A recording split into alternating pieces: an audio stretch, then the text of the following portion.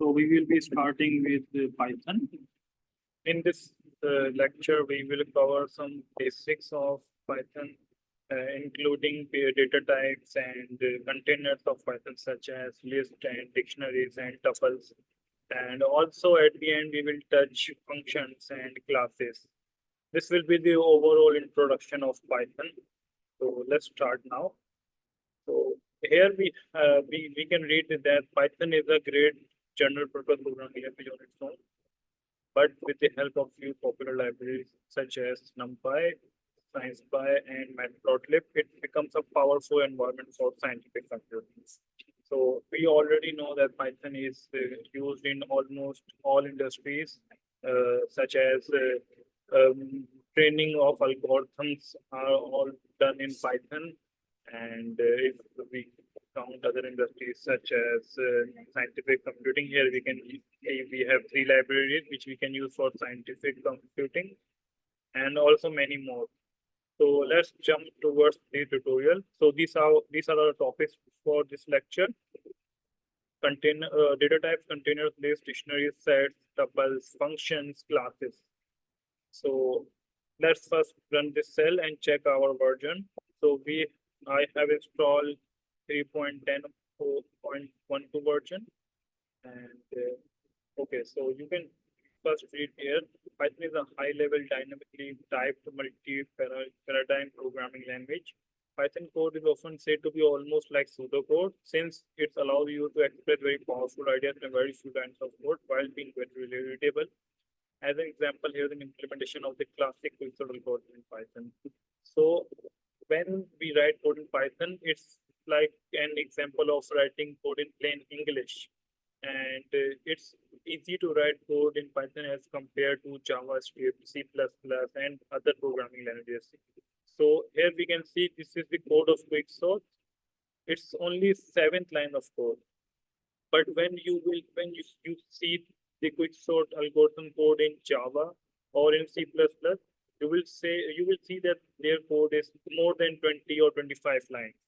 So that's the difference. Python code is more concise and it's easy to read.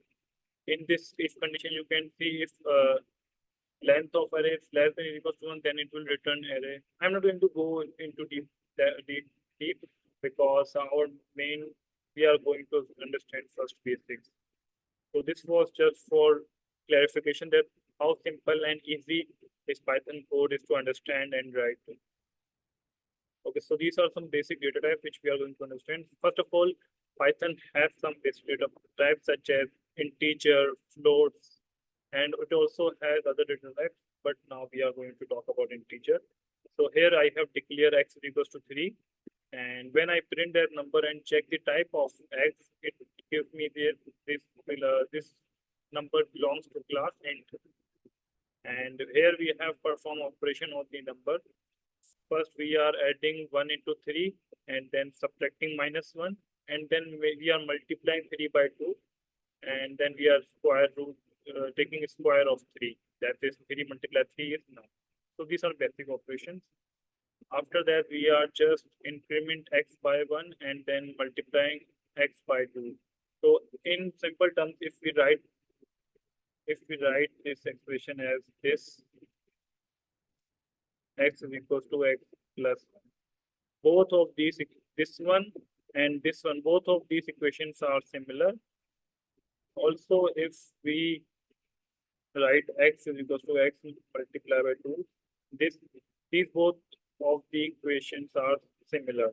So this is just summarizing our equation or giving us the shortest form of our calculation. After that, we have y. You can see here y data type is 2.5. So we will see what data type it has. When we check the type of y, it just gives us float, because whenever we have point with any number, it's either float or some other. It's not int. After that, we are just performing all operations by adding 1, multiplying 2, and taking the square of 2. Okay, so here is an important point. Note that unlike many languages, Python doesn't have unary increment, x++ or decrement operators. So in C, we know that we can increment I by plus plus, or we can use plus plus sign before I, but in Python that's not allowed, so we should not be using that. Also, Python has other built-in types such as longs and complex numbers, and you can deep dive further into these categories by jumping onto the documentation. Documentation is well written, and it will be easy for you to understand it. So we are done with these numeric data types. Now we are going to jump onto booleans. Okay, so boolean is either true or false, either 1 or 0. So we will see here, you can see we save true and false value in t variable and f variable. Now we are checking the type of t and its class bool. That means the type of t is boolean. And we also know t true and false both are the type of boolean. Now let's look at the operation. So before jumping this, let me write the code for you. And Python has 4 operators: and, or, not, and so. But in 99% cases, we will be majority of the time we will be using and, or not. So and is only satisfied when both of the conditions are true. If t is true and f is true, then it will return true. Otherwise, if one of them is false, then it will return false. But in the case of or, if either one of them is true, then it will return true. As you can see, t is true, so it will return true.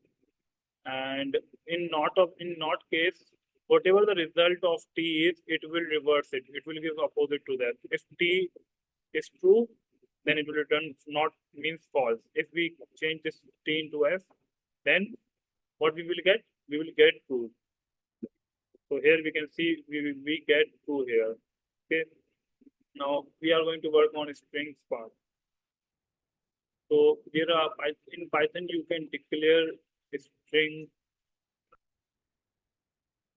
by either single quote, double quote, or triple quote. Triple quote are for the multi-line, and you can use one single quote and double quote together parallelly. Okay, so we save string hello into hello keyword variable and world into world variable. Now we are printing hello, and then we just print the length of the hello. Len is the length function in Python, which we used for finding out the length of a variable. Now here we are concatenating hello plus world. Hello we have declared string above in above prompt. So we are just adding here a space so that we can clearly print out our hello world. Here you can see that. After that we have string formatting. Python has another feature which gives us the way to format our arguments. So here we use single inverted commas and we pass parentheses. So this is the first argument, second argument, this is third argument. So we will use format function and we'll pass all of the 3 arguments in there, and it will hello will go into first and world will go into second, and so on. Also, string have bunch of methods such as capitalize. What it will capitalize hello, and upper capitalize will only capitalize first letter, and upper will upper will capitalize complete word. And after that we have replace here. We want to replace L with ELL, and it will do that with brackets. And also we have dot script function. What a script function do is that it removes spaces from the string. Let's print this out. So here we can see here capitalize the H, and upper completely gives us the capital alphabets, and here we replace L with ELL, and here we use script function to remove all these spaces from word. Okay, so now that's the end of the string, and if you want to deep dive further into it, you can check the documentation. So now we have containers. Python includes several built-in containers such as types, list, dictionary, set, and tuples. These are Python's containers, which we frequently use. So let's first start from list. A list is the Python equivalent of an array, but it is resizable and can contain element of different type. So we will be discussing array in the next lecture, but now we are only focusing on list. List, we can simply create a list by using square brackets in Python, and a string can contain a mixture of data types. It can have numeric, or it can have also a string element in the list. So it can contain different data types. Also, array is not sizable, but we can increase the length of the list. So here we have declared the list, initialize the list, and then we just print that list. Also, we are printing the second index of that list. Remember one thing, indexing in Python starts with 0. So if we want to access third element, then we will use second index. Here we can see 312, we print 312, and then second element according to XX, but the index starts from 0, so that will be the third element. If we give this index 3, then it will give us the error because 3 element index doesn't exist. So it will return give us error. Okay, in list index out of range. Because if the length is 5, then the last maximum index is 4. It's always n minus 1. So we are just going to revert it back to 2. And also in third line, we are printing x minus 1. In other languages, I don't know if we can use negative indexing, but in Python, the negative indexing starts from and then it goes to the left like this. We can follow this approach if you want to reverse the array, reverse the string. We can just simply iterate from the end of the array or the string or list. Okay, so here we have another element which we are adding. So we have element list of 312, but we are replacing third element, which will be second index with a string of 4. So to show you that we can store multiple different data types in the list. So we are printing it, and now we have 3, 1, and 4. Also, we have the function append in Python list. We can append the element at the end of the list. So here we are appending bar at the end of the list, and that will be here. Okay. After that, we have pop function. Okay, so pop function has some features. Whenever you use pop function, it will take elements from the end of the list. Okay, and it will return something. So we have to save that in some variable so that we can return it, and it return that element. But sometimes we want to remove second element or third element from the list. Then we can use the index, or we can use the number. I think number would be fine. We can use, I think, 1. If we use for 1 in pop function, then one element will be removed from here. First, we will run this function. It will remove last element. Last element is bar, so it will remove bar from here. Okay, so we are printing x. Okay, so let me run this again. Okay, so I'm going to rerun it because I already have run the pop cell. That's why it's already gone. Now I'm going to run it. So you will see that bar is popped now, which we are printing to. And then we have 314. Let's say we want to remove 1 here. So we are going to rerun it again. And you will see 1 is popped, which is saved in X. We are printing X, and then remaining elements are 3 and 4. Okay. Okay, you can use documentation for further exploration of these topics. After that, one of the most important topics of Python is slicing. Slicing is used to access list elements. So it is the simplest way to access element. So what first we are doing is we are creating list which will be consist of 5 numbers starting from 0 and 4, because in range function 5 is exclusive. So we are storing that into nums list, and then we are printing nums, and then after that we are using indexing. So we already know indexing start from 0 in Python. So if we have 0, 1, 2, 3, 4, and we want to print from 2 to 4, then it will print second element index and third element index.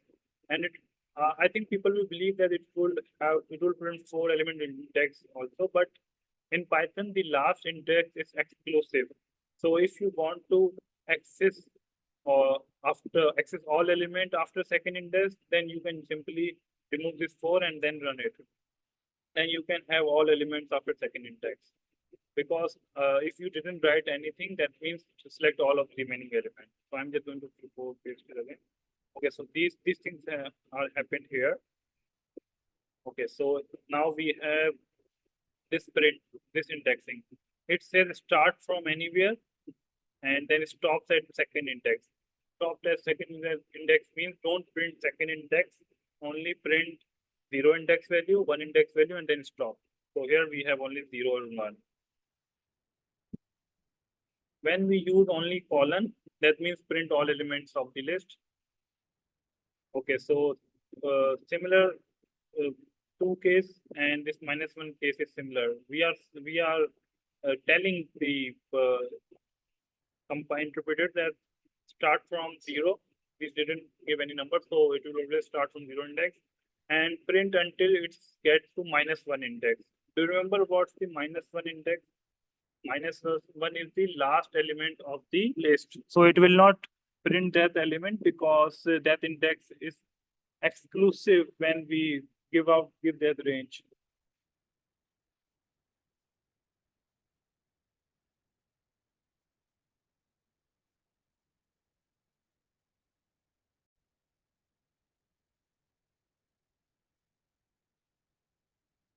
So we were discussing about this last part.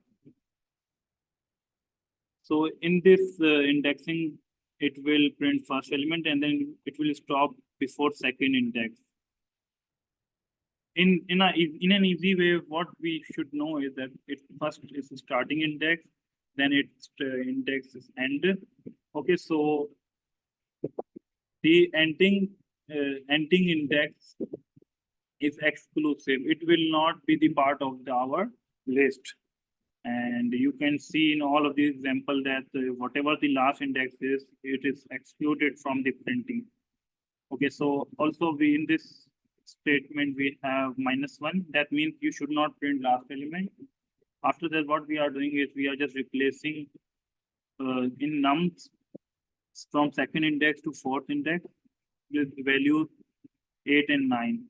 Second to fourth index means is you should take second index of the nums and third index of the nums, and that's it. Because fourth is exclusive.